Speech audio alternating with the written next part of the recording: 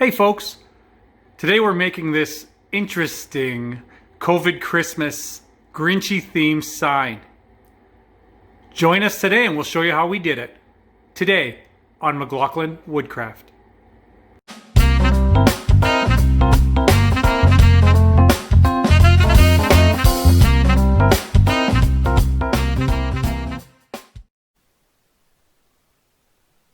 Okay, here we are back at Easel. Easel Pro is the software that we use here to design for our signs. Again, here on the left we have our workspace, on the right we have our piece of wood. And what we're going to do with our Grinch sign today is we're going to make it a couple of things we're going to do. We're going to make the sign, or the graphic at least, and then we're also going to cut it out cut a circle out around it so that it's just going to pop right out there, and then we're going to clean it up and turn it into a cool little round sign for someone.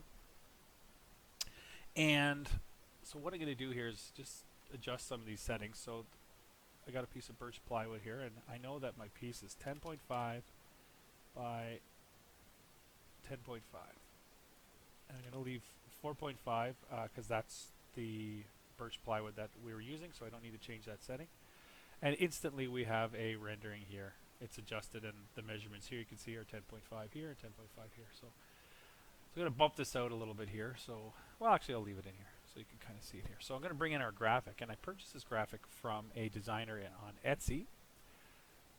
And here we are with our friend the Grinch. And if you look on our right, old Grinch ain't looking so good over there.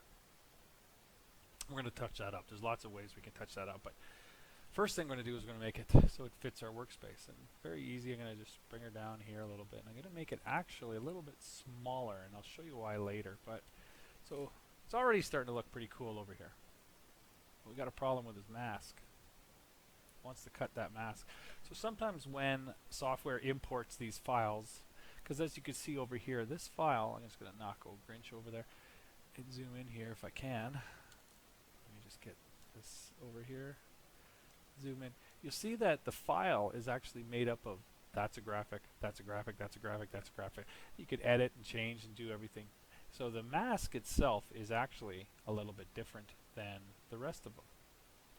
So first thing, it's all selected. I'm going to take the whole thing down a little bit to here, because I know that with the 60-degree V-bit that I'll be using for this cut, this is still going to be a pretty deep cut. So I'm going to take her down less than 1/8 of an inch here, and then we'll go take a look at our live, and now we got ourselves a Grinchy looking dude for sure, which I think looks pretty cool. But we got a problem, is I want this to be cut out of the wood. I mean, it looks good like that. I mean, you could leave that like that, and that would definitely be a fantastic sign. But what I want to do is I want to cut the Grinch out of there. I want to cut that whole thing right out of there. So there's one way that I'm going to do it here today. So I'm going to zoom out of this so you can kind of see here. Is I'm going to add a circle. I'm going to get out of here. So here's your Grinch. I'm going to add a circle to the file. And I'm going to change it. So when you see here, we've got a big circle. And when I jump over here, I got a big circle. Well, that ain't going to work. So what I'm going to do is I'm going to, you can see here it has a clear out of pocket. So it's telling the machine to cut that thing out of there. And that's not what I want. I want to cut on shaped path. And what I mean that is I want to cut an outline. And you can see here it immediately changes to an outline. So we're getting there. So what I'm going to do is I'm going to drag this out. And a little bit bigger than that. And then I'm going to center that to the material. And suddenly, we have a little bit of a change in our sign. And you can see, now we have an outline. It's that simple, really. So now it's cutting everything at a depth of that little less than 1/8 inch. But I want this sucker here to go right through. So what I'm going to do is, it's still selected as just that circle, and I know it's 0.45, so I'm going to do this at 0.45. And then the software recognizes that I'm going to cut through this piece. So what it does is it adds these things called tabs.